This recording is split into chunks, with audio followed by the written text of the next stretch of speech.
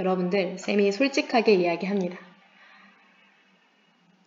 줄기와 잎그림은요, 지금 보고 다시는 안 나와요. 쌤이 중요하다고 했던 것들은 전부 고3 수능 때까지 나오는 개념들이었어요.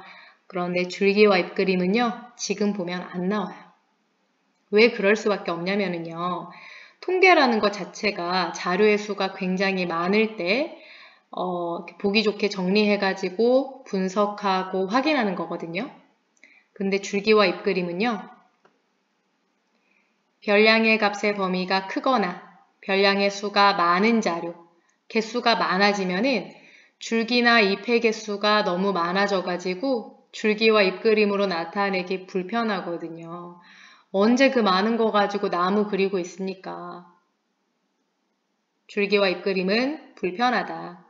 보다 편리한 방법, 도수 분포표 같이 공부해 보겠습니다. 243페이지고요. 일단 생긴 거부터 볼게요. 요렇게 생겼어요. 줄기와 잎그림보다는 뭔가 좀 업그레이드 된 느낌 들죠? 도수 분포표 처음 보니까 용어들 몇 가지 짚고 넘어가야 될 것 같습니다. 여러분들 보시면은 이렇게 기록을 숫자로 표현해 놓은 것들, 자료를 수량으로 나타낸 것을 두 글자로 뭐라고 부른다? 별량이라고 부른다.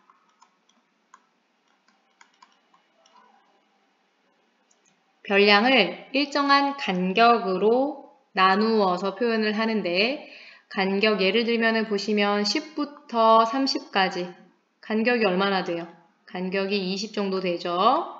30부터 50, 50부터 70 전부 다 간격이 20씩 나누어져 있는 걸 확인하실 수가 있는데, 이렇게 일정한 간격으로 나눈 구간을 계급이라고 부를 거예요.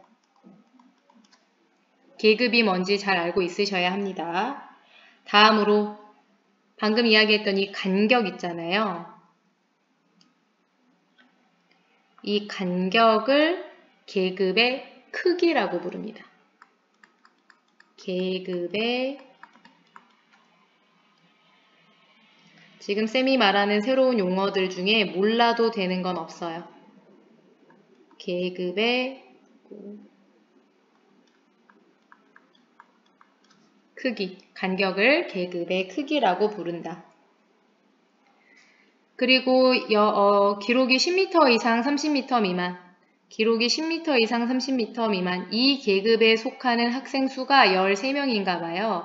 이 학생 수, 이 오른쪽에 있는 숫자들을 뭐라고 부르느냐면요, 도수라고 불러요.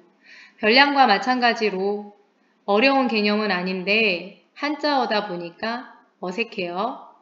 어쨌든 이 오른쪽에 있는 숫자들을 도수라고 부르기 때문에 이 표의 이름이 도수 분포표이다. 마지막으로 용어 하나만 더 짚을 거예요. 계급이 있는데 이 계급의 가장 한가운데 값을 찾으실 수 있을 거예요. 그 한가운데 값을 뭐라고 부르느냐면요, 계급 값이라고 불러요. 계급 값. 계급 값.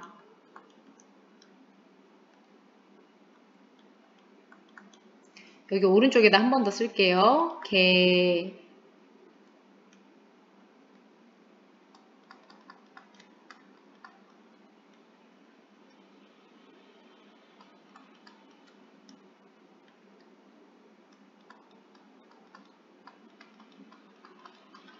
계급 값이라고 불러요.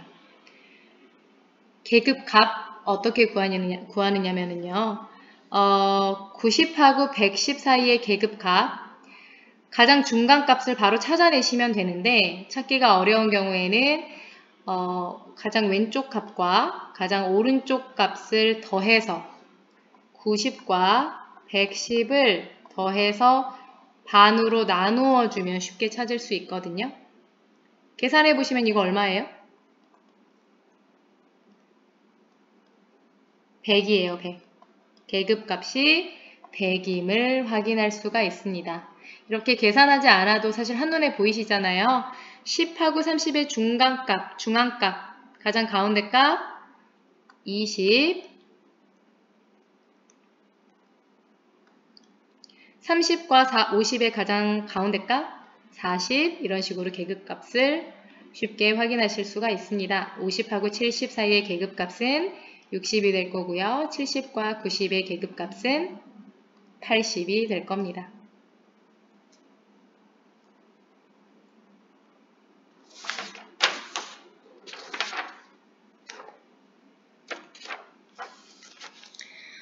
도수 분포표를 만들 때 주의하실 점에 대해서 잠깐만 소개하겠습니다.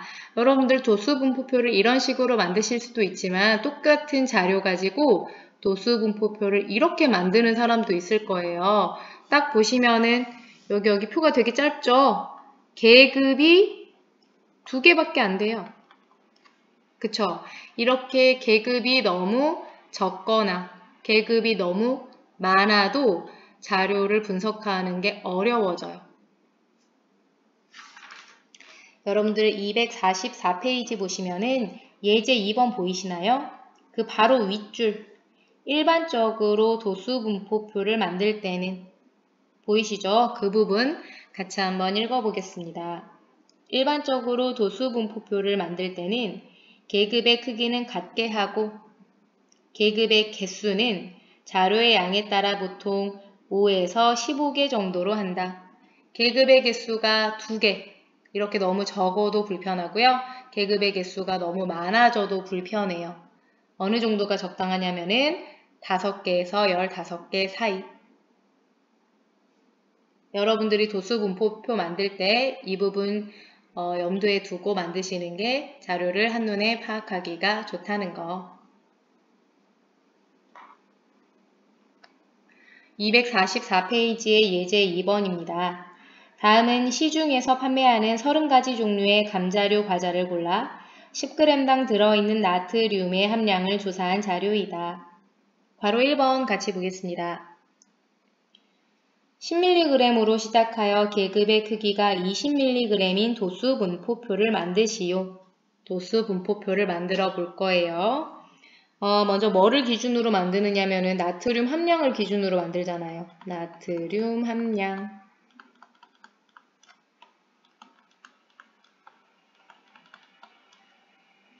여기 오른쪽 이 부분에 보시면 단위도 나와 있거든요. 단위가 밀리그램 이렇게 되어 있어요. 단위도 한번 써볼게요. 밀리그램. 그리고 이 나트륨에 해당하는 과자 수를 세어볼 거죠. 과자 수는 1개, 2개, 3개 이렇게 셀 거니까 단위는 개. 10mg으로 시작하래요. 그러니까 10으로 시작해서 계급의 크기, 간격을 20으로 해라. 그러면 20 차이 나게 30, 30부터 20 차이 나게 50, 50부터 70, 70 이상 90 미만, 90 이상 110 미만, 110 이상 130 미만 이런 식으로 계급을 만들 수가 있는데 원래는요 여러분 이 계급을 만드는 것부터 여러분들이 스스로 판단을 하셔야 해요. 계급의 개수가 몇 개가 되게? 5개에서 15개가 되게. 245페이지 잠깐 보시면은 괄호 1번 계급의 크기를 스스로 정하여 계급의 크기조차도 여러분들이 판단해가지고 만드셔야 하는 거예요. 5개에서 15개 정도가 나오게. 그렇게 하려면은 아까부터 쌤이 강조하는 거 있죠. 자료 중에 가장 작은 별량도 확인하시고 가장 큰 별량도 확인하시는 게 그런 것들을 판단하기에 도움이 됩니다. 이제 과자수 세어볼게요. 과자수 셀 때는 막대기로 과자를 세주시면 좋은데 78부터 이렇게 순서대로 세어볼게요. 78은 여기 이 구간에 이 계급에 해당되니까 여기다 하나 그어주고 68은 이쪽, 60은 이쪽, 57 여기, 77 아래쪽, 42 여기, 59 여기, 53 다섯 번째는 이렇게 그어서 5개가 한눈에 보이게 이런 식으로 세보시면 되는데 그 결과는 3개, 9개, 11개, 4, 1, 2 다 해서 총 30개가 되겠습니다. 바로 2번 보실게요. 나트륨 함량이 70mg 이상인 과자는 모두 몇 개인지 구하시오. 여러분들 여기 숫자만 나열되어 있는 여기에서 70mg 이상인 과자 찾는 거 쉽지 않아요. 하지만 우리에게는 도수 분포표가 있다. 70mg 이상이면은 여기서부터 이렇게 해당되잖아요.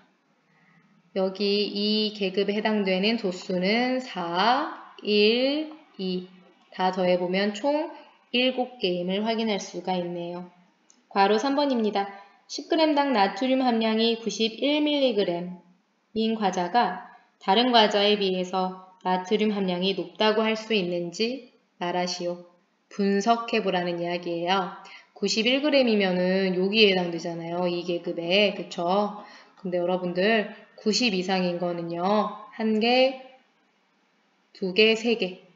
3개 정도밖에 안 돼요. 나머지 27개는요. 90mg 이하예요. 미만이에요. 90mg 미만이에요. 그러면 91mg인 거는 나트륨이 높은 거예요? 적은 거예요? 나트륨이 높다라고 판단할 수 있잖아요. 이런 식으로 줄기와 입그림이나 도수 분포표를 이용하면 자료를 분석하기가 훨씬 수월해진다. 여기까지 하겠습니다.